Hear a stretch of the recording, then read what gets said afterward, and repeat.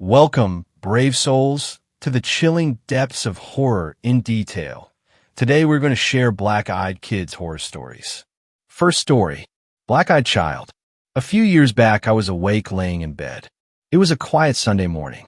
I'm usually the first one awake in my house on the weekend, married, 3 kids. I remember this so vividly and clearly because we were in the middle of painting our bedroom and had the curtains off, and the room was blindingly bright. I was awake in bed for about 10 minutes, just laying there, my wife asleep, thinking of the day ahead, when I heard someone coming up the stairs. Our home is 120 years old, creaky, original flooring. I've heard this sound hundreds of times from my room. Typical layout at the top of the stairs, one main hall with all our bedroom doors branching off, mine being the last one at the end of the hall. I can tell which door in the hall someone is walking to with my eyes closed, and certainly know if someone is coming to mine because I'm the last door. Oftentimes my children go downstairs for water early, and I assumed this was the case. I heard the steps coming up the stairs, and once they reached the top, I could tell they were coming to my room, so laying still, I turned my head to greet what I thought was one of my kids. What happened next is burned in my memory forever. A small head peered around the doorframe and looked directly at me, maybe 3.5 feet from the floor. All I see is what looks like a boy with almost black hair, a disheveled bowl cut, white skin, and black rough cut holes for eyes. We were both startled, and it immediately dashed away. Till this day, I don't know what launched me forward. My instinct was to either convince myself what I just saw and catch this thing, or find out it was one of my kids, and I was hallucinating. It was literally a second and a half between the time I saw it and me leaping to the doorway looking into the hall. The thing just vanished. I went into my daughter's rooms one by one, and they were all very much asleep. I searched the house basement to attic, nothing. This house has many stories I could share here, but this one was unlike anything myself or my family have ever experienced. Second story, child with black eyes encountered on Christmas Eve. Just an FYI, I originally posted this somewhere else, but I thought I should share it here too. This happened a few days ago while visiting family for Christmas this holiday season. Before I describe what happened, I've never been a serious believer in anything paranormal. Despite this, what happened that night still left me a little spooked, and the family members who were also present have been talking about it a lot since. It was Christmas Eve, and my parents and siblings were staying with my extended family at my grandparents' house. My grandparents live in a small town in a rural area, and since it was the night of Christmas Eve, nobody was out. Since we didn't have anything to do, my grandma, my dad, and my siblings went out to look at Christmas lights. We had a good time, and after a while, we decided to head home. At one point, we were driving down a street down in a residential area and saw a child walking across the road. My grandma did not see the child and may have even hit it if my dad had not told her to stop. There were a few things were strange about the child. The first thing is that it didn't seem to react to getting so close to the car and almost being injured. It continued across the street unfazed, as if nothing had happened. It was also strange that the kid, who was probably between 7 and 10 years old, would be outside and alone at night on Christmas Eve. I was confused as to why my grandma didn't react to the child, and when I asked, said she did not see it. Keep in mind that grandma is not that old, being only in her 60s, so she should have been able to seen it well enough to react. Her vision is not all that bad, which makes this whole event that much more unusual. From what I saw, the child was a boy and was wearing green Christmas pajamas and had long brown hair. My sister said it was a girl, but could not agree on the color of the clothes she wore, and my dad said it was a boy wearing a coat and stocking cap. I would usually forget these differences in the description of the child if it weren't for a detail my dad would bring up later. A couple days later, my dad and I discussed what happened and seemed bothered by it. He said the child had completely black eyes. I was skeptical, but my dad is usually pretty relaxed, and he seemed genuinely concerned, so I listened to him. He insisted that the child had black eyes, and now, several days later, nobody in my family, including myself, has any idea what happened that night, and I've been wondering about this experience since it happened. Maybe I'm just making something out of nothing, but regardless, what happened that night was definitely strange. Third story. Encounter with a black-eyed adult. 10 years ago, I used to work for Walmart as a sales associate in the grocery section. While I was walking around, putting returns back into the shelves, I felt someone staring at me. I turned my head to the left and saw a blonde Caucasian woman, probably her late 50s. I was in the middle of the aisle. She was at the end of the aisle. She looked completely normal to me, dressed normally and had a shopping cart, but with nothing inside the cart. But when I saw her face, her eyes were completely black. It was the most intense feeling of dread I've ever felt in my life. I've never been so terrified, and my heart just dropped. I turned around and quickly walked out of that aisle. I never saw her again, and I never encountered anything similar again. It just all happened so fast. I cannot explain this feeling at all. It was such pure evil.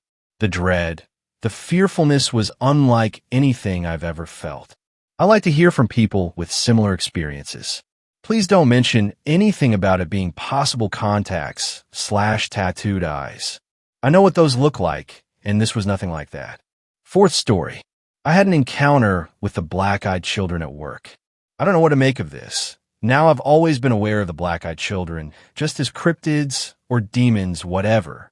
I worked July 11th overnights, and the other night, April 14th, I was doing my shift change at 2:47 a.m.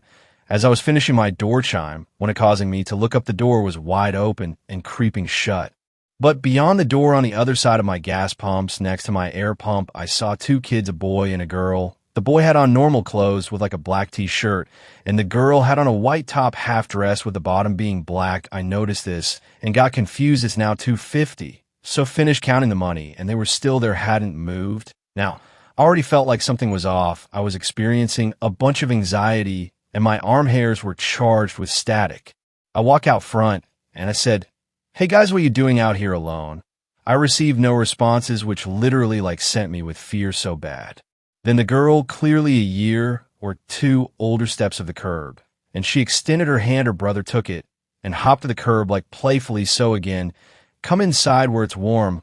When I said that, my whole body shut down, and I was literally from I turned a corner to a bear. I'd never felt more fear in my entire life. I pulled myself literally by the door handle, feeling like a bag of rocks inside. The second I was inside, the fear subsided. I ran behind my counter so fast. I sat there and watched them cross over to the next curb, 305, towards the building, but never saw them emerge again. I have to go back to work tonight, been off since then, and I'm absolutely terrified. I invited them in. So, damn it, am I in trouble? My cat's been hissing at nothing when I am home alone. I think they didn't come in or towards the front of my store because it's got so much lighting. I think the heavy lighting stopped that encounter. I also has my boss roll back the cameras, and they saw nothing. She thinks I'm crazy. So does everyone else. Except maybe people who have experienced this. I know people have. I'm worried about work for some reason. It's like I know I'm going to my death. It's eating at my chest. Fifth story. My experience with black-eyed kids. I was home alone on Thanksgiving 2015 evening time and heard some knocking. Being in a festive and playful spirit, I opened the door without looking and automatically felt a deep sense of regret, sort of like a literal "oh shit" moment. I didn't know where it was coming from until I started actively trying to place what was wrong with the situation, and that's when I realized they didn't have any whites in their eyes. For a few seconds I thought, isn't Halloween over? And was confused till the oldest boy made eye contact with me, and that's when literally I felt like I was staring death in the face. They wanted to come in, and the way they spoke made it seem like they knew what I was thinking and were actively mocking my helplessness. I slammed the door on them, turned on all my lights, and started watching TV while they stood outside and would occasionally knock. I feel like I lost a good 6 hours of time because I don't even remember when I fell asleep or what I was last watching. I remember when I first sat down, Gabriel Iglesias was playing, but don't remember anything. When I woke up, it was 2 a.m., and the lights were all off and static on the TV. I have Dish Network, and there were no power outages in my area, and I don't get static if Dish were to go out. I get a channel listed as HDMI and a black screen, Or it would be the introduction screen, where it would show two people talking about the features of Dish Network. Also, if the lights went out, they would come back on. I had to literally switch the lights on and off a few times for it to work. No one was home. After that, I would occasionally see them outside, and every time it would be pin drop silence, and my lights would occasionally go out or something would lose power like my dish. One time my phone that was at 63% dropped to 1% in 5 minutes. After a few months of being afraid of every knock, I decided to call on a mom to bless the house. I also saged the house and bought a lot of different surahs, slams, to put in every room, including the bathrooms. Since then, the visits have stopped. However, a few months after that, I remember hearing a blood-curdling scream and a banging on my door. I looked through the peephole and saw nothing. A few months ago, maybe 2 or so, my mom and I heard a banging coming from the front door, and same thing. No one was there. If it was them, or something coming back, or just kids playing a prank, but I was scared. 6th story. I'm a skeptic plagued by black-eyed kids. I'm a die-hard agnostic skeptic with an open mind. I believe that anything is possible, but I want a logical and preferably scientific reason behind that anything. The last 10 days, however, have been insane. It started when I was a little kid. In my memories, I see kids between the ages of 5 to 11 with solid black eyes and smiles too big for their faces. I had a bad childhood, so I just figured they were added memories by an imaginative mind because that's the answer that solidly fits my skeptical scientific worldview. Last month, I started seeing a girl. She told me about her experiences with sleep paralysis and shadow people. I explained to her that it was a rational experience caused by being in a hypnagogic state. Then, she brought up the Cheshire Cat kids. Her recollections matched mine as a child. It was unnerving to say the least, and she and I spent almost an hour discussing the most minute details of them. Our stories matched. So, she does acid with her friends about 10 days ago and told me that she stepped outside. A group of 6 of them were waiting for her. They showed her scenes from my life that were my darkest.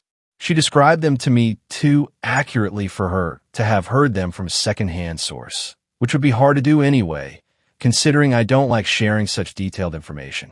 They then told her that I was going to die soon and that she should stay away from me. This has put a monkey wrench in one of the most promising relationships of my 25 years. Since that night, I have nightmares of them coming into my room, licking my forehead, and showing me the memories of my past like they are happening in that moment, complete with smells, sounds, sights, etc. I have written this part off as my subconscious mind reacting with my long-dormant PTSD, but they got more and more vivid. While this is happening, she has been distancing herself more and more. Last night is the weirdest part of the tale, however. I was driving down a winding country road to calm myself, and a pair of headlights flies from around a bend and runs me off the road, almost into a tree. When I looked, however, there was no car, and the headlights extinguished after passing me. I am chalking all of this up to anxiety-started delusions and possible schizophrenia, but I cannot explain how she knew what she did and why all of this is suddenly happening. Help. 7th story. I've seen a black-eyed child, and it was weird as hell. Second paragraph gets to the story. If you don't know what black-eyed kids are, BEC for short, they're children that have black eyes that look around the ages from 6 to 17. They wear abnormal clothes and strange haircuts. They often ask for rides home, or ask to come inside your home for the bathroom, or to call their mother. Most people and pets feel an urge to stay away from them and not let them in. I was around 13 for years ago when this happened. BTW, so I don't remember exactly what happened. I was playing with my neighbors, let's call them Lily and Lucas. Lily and I were playing outside, and her little sibling Lucas asked us if we wanted to play hide and seek. I was chosen to seek. So I am counting, and I get done with that and go around the house and look in the good spots and see no one. I hear a little tap by their front door and see a foot run, and it looked like a boy's shoe, so I knew it was Lucas. I run to the side and see a shoe again, and I go to the corner and stare in awe of who this kid is. It looked exactly like him, but he wasn't wearing his large, puffy jacket. He was wearing a button-up shirt with shorts. And I see his eyes, and I scream in terror. I remember the black-eyed kids saying to me, "Get away from me," or something like that. I can't exactly remember what I did to get him to leave, but I think I ran and he disappeared. It was not fun. 8th story. Urban legends. Growing up in Sparrow Creek, there was little else to do than count the days until we'd finally be old enough to ditch the place. I guess that's why urban legends became as big as they did in my small hometown. It became a weekend tradition for the teenagers of Sparrow Creek to sneak out past curfew and meet up by the creek to start a big bonfire, all while passing around urban legends. Being only 12 when this fad was born, I was too young to join in their escapades, but was too old to bide my time playing house with the little kids on my street. My older brother, Kurt, was 15 at the time and was one of the lucky kids who got to experience the bonfire. I remember one time I caught him sneaking back in. I guess he had probably thought that I was already tucked into bed, but I had actually been up waiting for him. I had always wanted to join one of these bonfires, but Kurt had responded with a "You're too young" every time I asked. I figured that maybe, just maybe, if I was able to catch him coming back, that he would bring me with next time. And guess what? It worked. The following Saturday, Kurt and I pretended to go to bed at curfew and waited silently for our parents to retire for the night. Once he was sure that we wouldn't be caught, Kurt crept into my room and had me follow him out to the living room. I kept watch as Kurt quietly pried open the window and crawled out. When he was outside, he called in for me to hurry up. This was the moment I had been waiting for forever, yet I hesitated. I was never one to be scared of the dark or the monsters that hid in it, but something about the inky black sky mixed with my inability to hear even an animal was too much for me. "Hurry up, dweeb, or I'm leaving." Kurt had threatened me. I made my decision quickly. I knew I might not have had the chance to do this ever again, so I slipped out the window. Kurt clicked on a heavy industrial flashlight and swung the beam of light to the woods by our backyard. A shiver went down my spine when I figured out that he meant we would have to go through the woods. I had always been warned that nothing good could come out of going in there, and I wasn't about to test my luck. "Okay, Kurt, I don't think we should go this way." I tried to convince him that we'd be better off taking the road, but he wouldn't hear it. "Shut up, Mandy. Don't be dumb. If we took the road, we wouldn't make it in time," my brother said, already beginning to walk through the woods. I reluctantly followed. I knew that while the creek was by one of the main roads, if we cut across the woods, we might have even been able to beat everyone else there. As we walked, my fear only grew. Every little snap of a twig made me jump. I thought I was seeing things that weren't really there. However, seeing Kurt's calm form helped me march through. By the time we reached the fire site, I was so jumpy that I didn't know if I'd be able to sit through an entire hour or two of listening to scary stories. Kurt and I walked over to a log that we would use to sit on, and we began setting our stuff down when I heard a loud snap behind me. I felt my breath catch in my throat and wheeled around only to end up pointing the beam of my flashlight into Kyle's eye. Kyle was my brother's best friend, and he was just as mean as Kurt. I knew they would both be trying to scare the living hell out of me that night, and the fact that I just temporarily blinded him probably wasn't going to help my case. "Watch it, loser!" Kyle shouted and knocked my flashlight out of my hand. I watched in terror as the light broke, and my brother and Kyle just laughed. "Why did you bring your sister, dude?" Kyle asked Kurt. He sighed and punched my arm. "She caught me coming back home last weekend and threatened to tell our mom if I didn't bring her with." He explained this to Kyle, and both glared at me. "Listen, dork, if you screw this night up, they'll never find you all the way out here. Understand?" Kurt asked. I gulped and nodded my head, going to sit on our log. Before long, more and more of Kurt's friends began to trickle in. Once everyone was there and settled, the ritual began.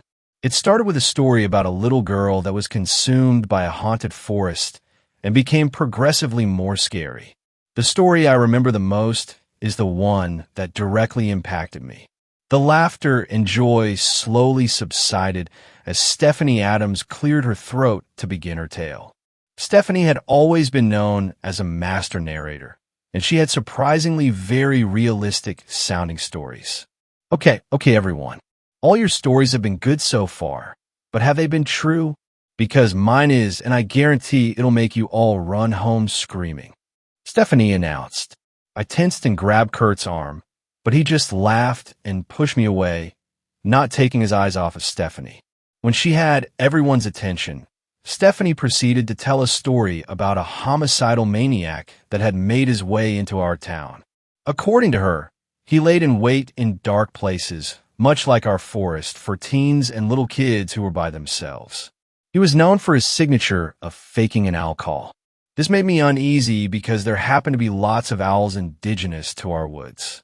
I asked Stephanie what would happen to you if he caught you, and she replied that he would kill you, and the only way you'd be found is if someone stumbled across your bones. According to her, the man would bury his victims in the forest he stalked, taking a lock of hair with him as a souvenir. Needless to say, I was pissing myself with fright. I begged Kurt for 20 minutes straight to go home, to not stay in the woods with the crazy man. Kurt got pissed at me for making his friends laugh at him, for having a wimpy sister, he said, but agreed to take me home anyway. On our walk back home, I heard a singular owl call off in the distance and let out a small squeak. Kurt chastised me for being a wimp and told me it was just a real owl. When we got home, Kurt sent me back in through the window, yet didn't follow me. "Aren't you coming?" I asked him. Kurt scoffed at me. "And what, have my friends think I'm a wimp too?" "No thank you. I'm going to go back and have a good time." "Later, loser," he said, turning to leave. I called out an alarm. "Kurt, please don't go. I have a bad feeling. Besides, if you go back, I'll tell Mom you've been sneaking out and try to scare me by making me come with." I taunted him. Kurt was angry, I could tell, but not angry enough to risk being caught. He came back inside, and we went to bed. The next morning, we got the phone call. Kyle and the others' bodies were stumbled upon by a jogger, and each were missing a lock of hair. Kyle was the first to be found. Then everyone else was discovered within a close range to him. Well, everyone but Stephanie. And, looking back on it now, Stephanie always did the best bird calls. Ninth story, Black-Eyed Children. I discovered the existence of the Black-Eyed Children through the podcast Paranormal Mysteries. Being unemployed for a few months, I have been rapidly moving through creepy podcasts like Spooked, Radio Rental, and The Grave Talks. None of them had mentioned Black-Eyed Children.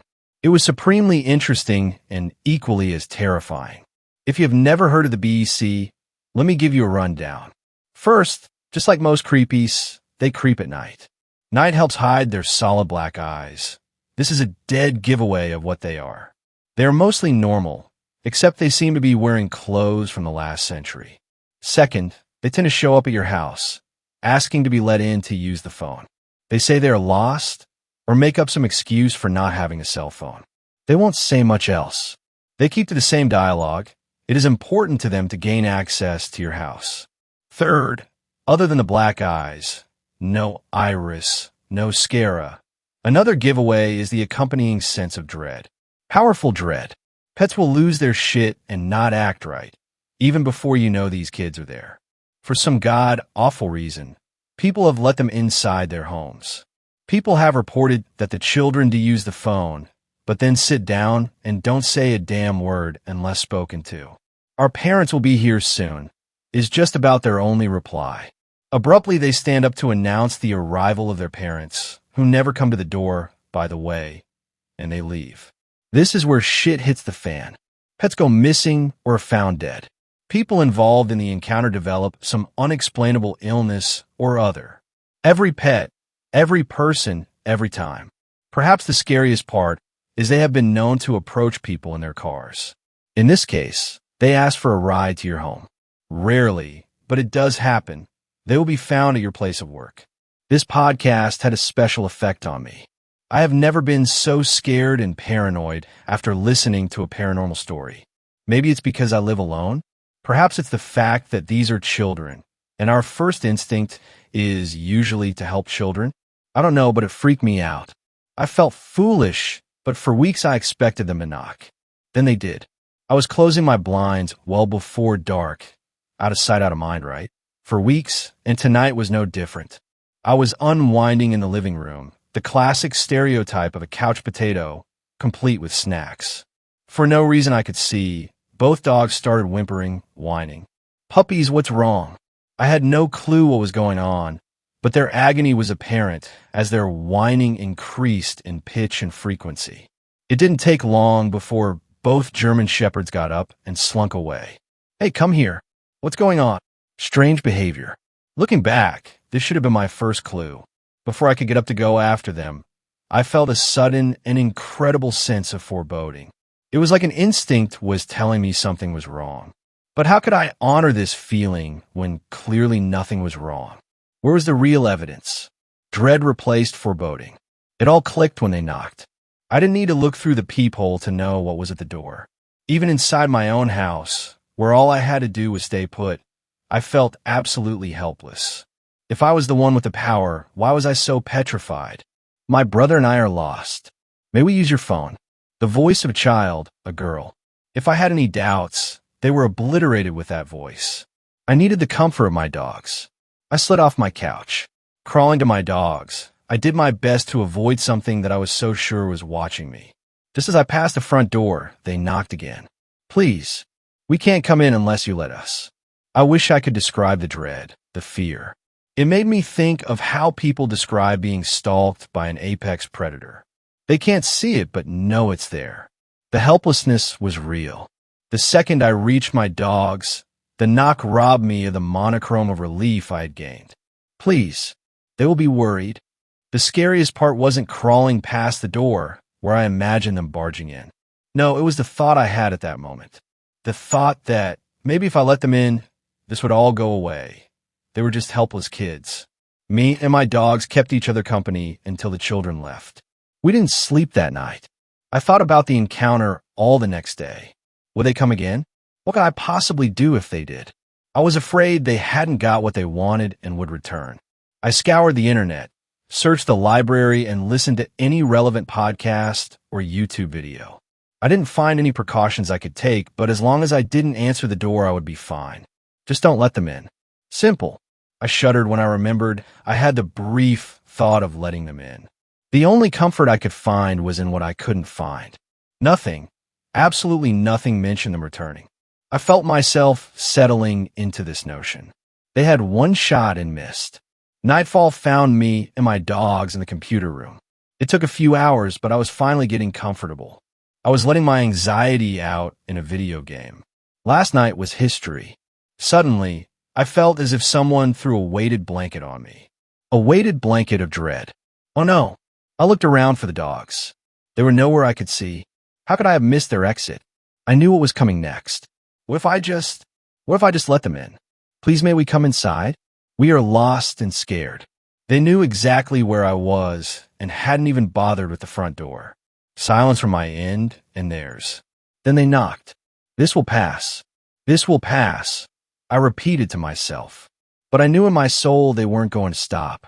Braving a stupendous amount of trepidation, I got up to let the kids in. Tense story. As I got on the elevator, the man getting off whispered something strange to me. Don't get off until you hit the 9th floor. No exceptions. But my interview is on 5, I replied. I'll only say this only one more time. Don't get off until you hit 9th. No other floor is safe. It's crazy, but something about the way he said it penetrated my skull. He was serious. And he looked nervous, like he had to fight every instinct in his body to say that to me. The doors closed, while I thought to myself, who says anything like that?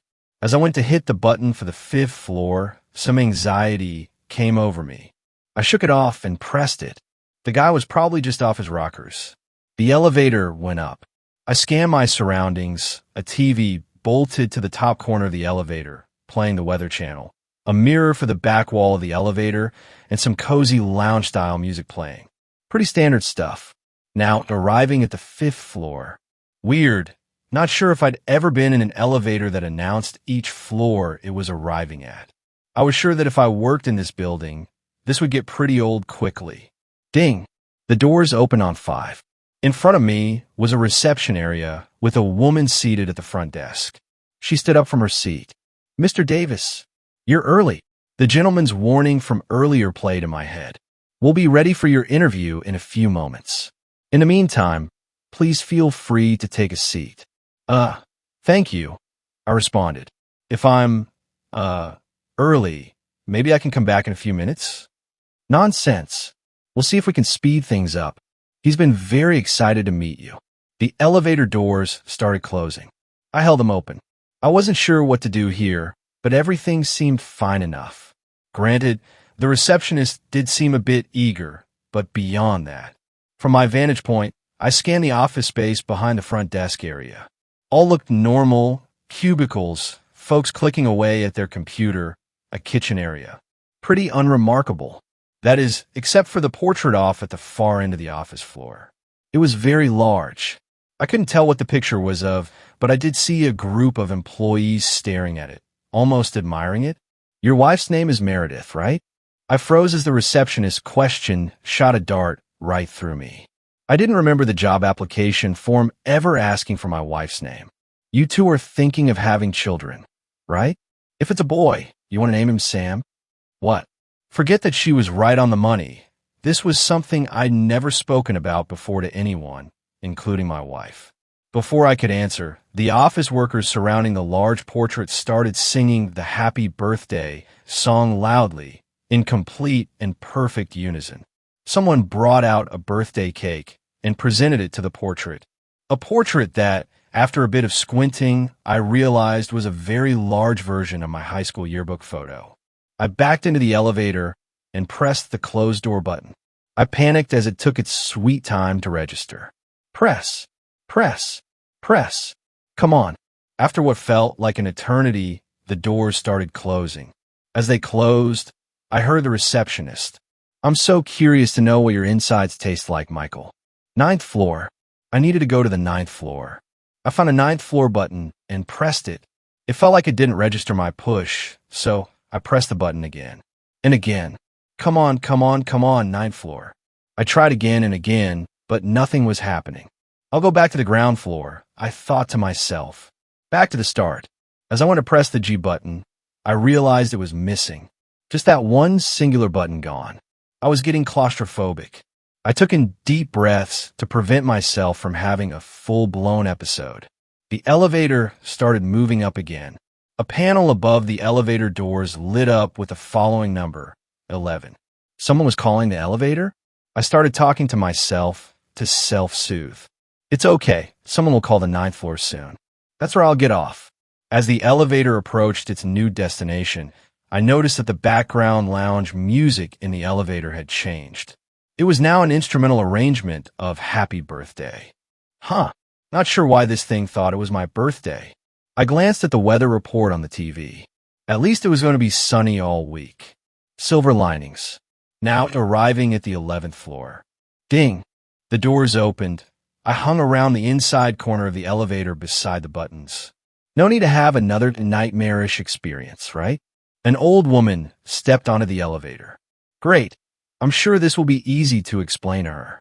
She smiled at me as the doors closed.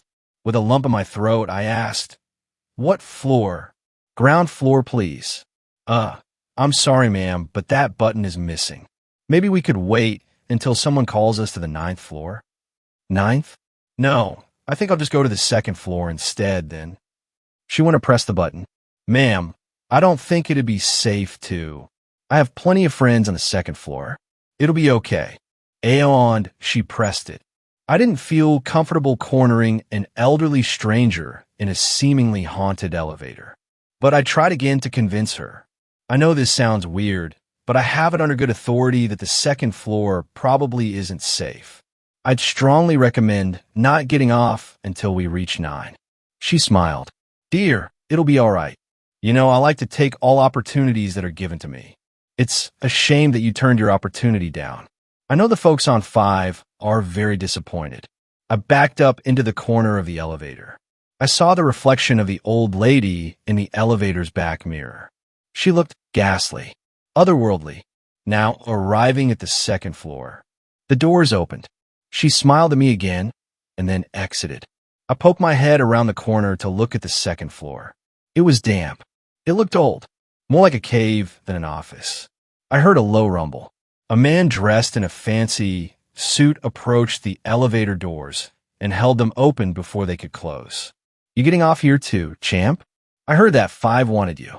I think we can give you a better offer. I'm good. You sure, bud? The salary is $800,000 every hour. I'm good. I'm kidding, bud. The salary is we remove your eyes so you don't have to see him. The floor went pitch black. The low rumble got much louder and started reverberating in my ears. Suddenly, the businessman grabbed me by the collar and tried to pull me out of the elevator. I clung onto the ends of it. I started kicking and headbutting him. I was able to make him let go of me momentarily as I desperately pressed on the closed doors button. Miraculously, the elevator responded much quicker this time, and they closed immediately. I tried the 9th floor button again. Didn't work. I pressed 8 instead. Anything to get away from this hellhole of a floor. I heard a loud banging on the door as the elevator started taking off, like an aggressive knock. Bang, bang, bang, as I saw the floor numbers rising. 3, 4, 5. The banging continued, just as loud. What? 6th floor? 7th floor? The banging on the door didn't subside. Now, arriving at the 8th floor, I pressed the button for the 23rd floor. Just as we arrived on 8, I mashed the closed doors button just as the elevator doors were about to open. The banging continued as the elevator doors started denting. The elevator continued going up. 9, 10, 11. The banging softened. 14, 15, and softened. 19, 20, 21, and disappeared. Now arriving at the 23rd floor. It was gone. Thank God. I exhaled. It felt like I'd narrowly avoided disaster. The doors opened. I scanned the new floor, and I realized I was back on ground floor. That's what it looked like anyways. Did I escape? Was I finally free? A man stood not too far from the door. He looked familiar, but I couldn't exactly place him. Hey man, he spoke. Was this the guy who got off the elevator just as I got on? Hey, it's over, man. You got out, he told me. I felt a wave of relief wash over me, but I had to fight it. But you said the 9th floor was the only safe one, right? That was a trick. You followed your gut, and you were right. 23rd floor. The real safe floor. You can step out now, man. I didn't leave. There's someone here who really wants to see you. I couldn't move. He wants to give you a job. He thinks you're going to be great. Why couldn't I move? He's in the other room. I'm going to fetch him, okay? All you have to do is look at him. It'll feel a bit weird at first, but then it'll all be okay. It's a permanent position. Great benefits. Is fully on site, but no better birthday present than a new job, right? I lowered my gaze to the floor. I forced myself to mutter the following words. It's not my birthday. As he left to fetch whoever he was meaning to fetch, he gave me the following response. Relax, man. No cursing on the job. We're family here. It felt like I could only move a centimeter at a time. A true snail's pace. I inched my finger closer and closer to the closed door button. I heard footsteps. He was coming back. With every fiber of my being, I pushed through. I hit the button. The doors closed, and I collapsed to the floor, free from whatever weird force was stopping me from moving. I'll let you two talk more on the elevator, I heard him say from outside the doors. What? Instinctively, I looked around. To my surprise, there was nothing. The elevator was the same as it had always been. A lengthy exhale. I was done with all of this. At this point, I would have taken death over continuing this bullshit any longer. As I pondered my next move in this hopeless situation, I noticed something strange. The button to the 9th floor was lit up, an ominous, crimson-red color. Before I could do anything else, my phone started ringing. I checked the call. It was my wife. I answered. Babe, I don't know why I didn't even think to call you. I'm trapped in an elevator, and weird things are happening, and maybe I should call the cops. Don't go to the 9th floor. What? W8, how do you even? It's a trick, honey. You have to trust me. The man from before was lying to you. It's not safe. None of this has been safe. How do you even know everything that's happening? You just need to trust me, hon. I paused. So what do you want me to do then? A demon on the other side of the phone answered this time. Go to your interview. I hung up the call, and in a panic, I mashed on the 9th floor button. The elevator started rising again. Even with me hanging up the call, the muffled sound of the demonic voice coming from my phone continued. Go to your interview. Go to your interview. Go to your interview. I pulled out my phone and flung it to the ground as hard as I could. I stomped on it angrily. The warped sound of go to your interview slowly started dying out. But suddenly, the elevator started shaking. It was continuing to go up, but it was faster than usual. Really, really fast all of a sudden. Almost like the 9th floor was now way below me.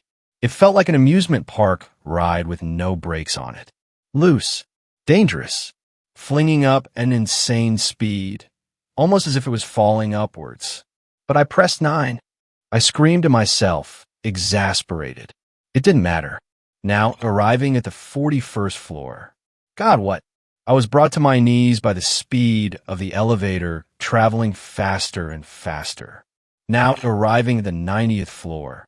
The buttons didn't even go past 52. Now arriving at the 141st floor. Now arriving at the 230th floor. Now arriving at the 401st floor. I felt like I was inside a bullet. The pleasant voice of the elevator lady was getting deeper and deeper as we rose. Now arriving at the 840th floor. The voice started croaking. A demonic sound this time. Now arriving at somewhere nice. A sudden halt. The elevator stopped. The doors didn't open though. The panel above the elevator doors had no indication on what floor we were on. As I sat, I heard what could be best described as the sounds of hell coming from outside the elevator. Low grunts of pain. Crackling. A dark hymn. Was this where I was supposed to get off? Before I could ponder the question further, I heard a soft tapping on the elevator. A voice from outside. Do you want to trade? Said the voice. I decided to bite, for reasons I still don't fully understand. What do you mean? What if you stay on this floor forever, and I get to go home? I think I'm good, but I really want to go home. It almost sounded like the voice of a kid. Hell, I'm sorry, kid. I'm mustered back. It's okay. An awkward silence between us. He told me that he wants to wish you a happy birthday, said the kid. I think he's got it wrong. Today isn't my birthday. It is, he responded. It's the first day of your new life. Your birthday. He wants you to look at the TV. What? I looked at the TV in the top corner of the elevator, hoping to see the one constant I'd had during this whole cursed trip, the weather. Instead, the TV was now showcasing what looked to be CCTV footage. Grainy footage from a camera of the exact elevator I was in. A live feed of this exact moment. Except the TV showed me lying down, looking up with a wide smile on my face, and something above me on the ceiling, looking straight down at me. Him. The lights in the elevator went off. The elevator plummeted downwards as I closed my eyes and screamed for dear life. I waited for the impact, for what I knew was my demise. Here it comes. Here it comes. I'm not ready. I'm not ready at all. Now arriving at the 9th floor. Ding! The doors opened. Wait, what? 9th floor? I peeked out from the elevator. Another reception desk. Wait, is this really the... I was interrupted by a voice from the outside. You coming out, or what, you moron? I got to my feet. The feeling of distrust, anxiety, whatever you call it. My fear, intuition. It was gone. I felt light. I stepped onto the floor and approached the counter. The receptionist handed me what looked like a button for the elevator. For the ground floor, she said. Single use only. I took it and headed toward the elevator. Then, I turned back to face her. Can I maybe take the stairs? She shook her head. If you didn't like the elevator, then you're really not going to like the stairs. Fair enough. I got into the elevator. I said a silent prayer to myself as I put the button where it belonged. It fit without any issue. I pressed it, and the elevator went down. It was a smooth ride. Now arriving at the ground floor. Ding! As I got ready to exit, I realized that the ground floor button was missing once again. Strange. I didn't linger on it. I marched out, ready to get out of this building. I noticed a woman running onto the elevator. I tried to stop her, but something in my body wouldn't let me. The most I could muster was putting my hand on the door to relay a message to her before the doors closed. Don't get off until you reach the 9th floor. No matter what. The woman just smiled at me. Happy birthday, Michael. Thanks a lot for watching the video. Till the end, subscribe to Horror in Detail for more videos. Drop your suggestions in comment section.